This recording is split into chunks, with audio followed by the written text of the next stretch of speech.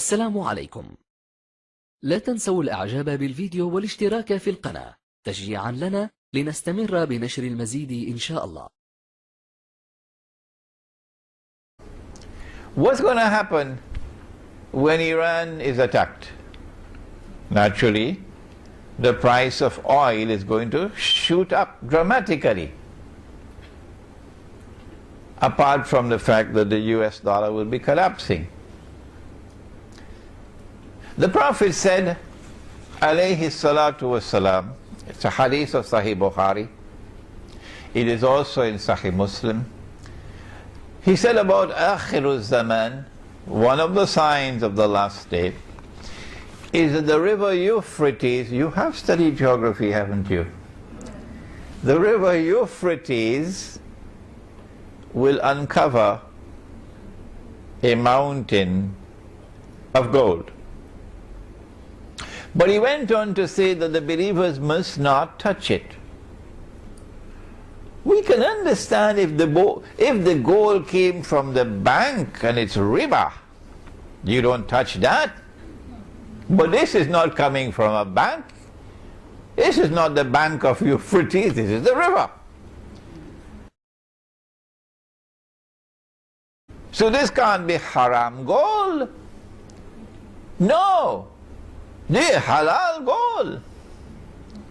Well then why did he say that the believers must not touch that gold?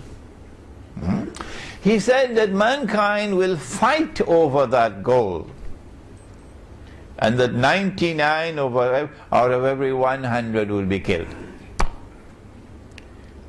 Which means that it's not going to be conventional warfare, because conventional warfare don't kill 99 out of every 100 combatants. This is going to be nuclear warfare really, or some kind of a warfare similar to nuclear warfare, which would kill 99 out of every 100, or biological warfare. So this is not going to be Tom, Dick and Harry fighting with little pistols. There has to be global warfare over that gold. If you are persuaded that the Prophet alayhi salatu wasalam is talking about a mountain of that metal, gold, that is your right. And nobody is going to look down upon you. That there is going to be a mountain of gold. A mountain is something very high, and it's going to come from the river Euphrates.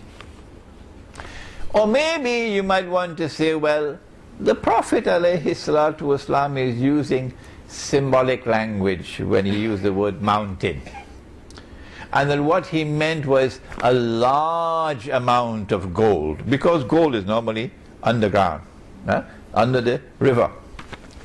So a large amount of gold is going to come from underneath the river. Maybe you want to use that kind of interpretation of the word mountain. But there are some who say, no, mountain is mountain. And you have no right to interpret the word mountain to mean large quantity. Or you may want to allow me to offer an opinion. And of course you know the warning. Whenever Imran Hussein gives an opinion, please do not accept it until you are convinced that it is correct. I can't do more than that, can I?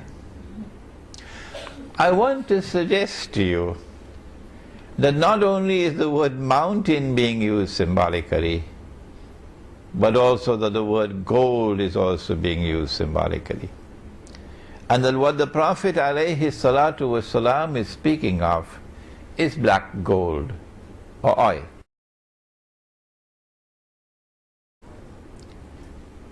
Yes, I know. They're going to jump on my neck now. But never mind. It's a different methodology at work here from the one which reduces religion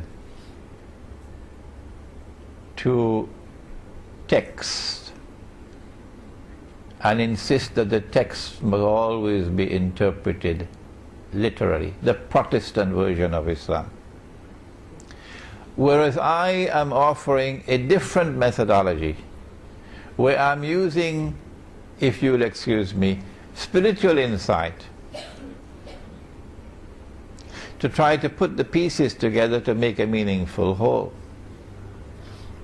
That the black oil, the black gold or oil, as soon as it was discovered anywhere in the world, the Zionists immediately made sure they took control of it.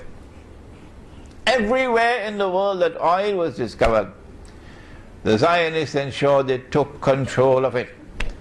They even had control of Venezuela's oil until Hugo Chavez came along. They even had control of Iran's oil. And they engineered a coup d'etat to overthrow Muhammad Mossadegh so that they could recover control over that oil until the Iranian Revolution came along and they lost control of that oil. Why did they want to take control of oil, the Zionists? Because oil became the machinery of a new world economy, an industrial economy. It made the factories work. It gave us transportation. You are now hooked onto oil for transportation. You are now hooked onto oil and to fertilizers for agriculture. You are hooked onto oil for industrial manufacturing. You can't do without oil. And the day that you don't have oil, you're going to have riots. So guess what's going to happen now when Israel attacks Iran? That's why he said the believers should not touch it. Meaning, do not allow yourself to become dependent on that oil, because it's a trap. I remember an engineer in Lahore in Pakistan. He's passed away now, may Allah have his mercy on his soul,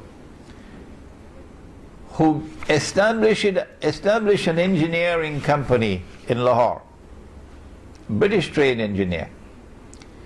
And he said to me, all that we wanted to do was to explore the use of solar energy for running fans, for fans to operate. Pakistan is a hot country.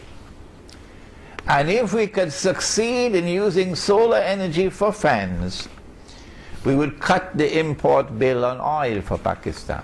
So every home has fans. And he says, as soon as my company went to work on this project, the World Bank and the IMF sprang into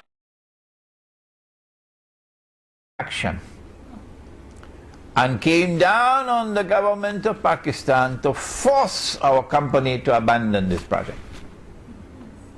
Meaning, they did not want us to escape from the trap of dependence on oil. And so now the trap is about to be sprung. Escalating prices of oil as soon as Iran is attacked. And Iran is a major producer of oil, but in addition to that, Iran sits in control of the Straits of Hormuz. The Persian Gulf, all the oil tankers have to pass there. Straits of Hormuz is very narrow. On one side is Iran, on the other side is Oman. And Iran can close the Straits of Hormuz. And so we'll have a dramatic and monumental increase in the price of oil. And that's going to break the back of many people around the world. Because the price of oil increasing means the price of food increasing. Do you understand? Are you seeing the picture?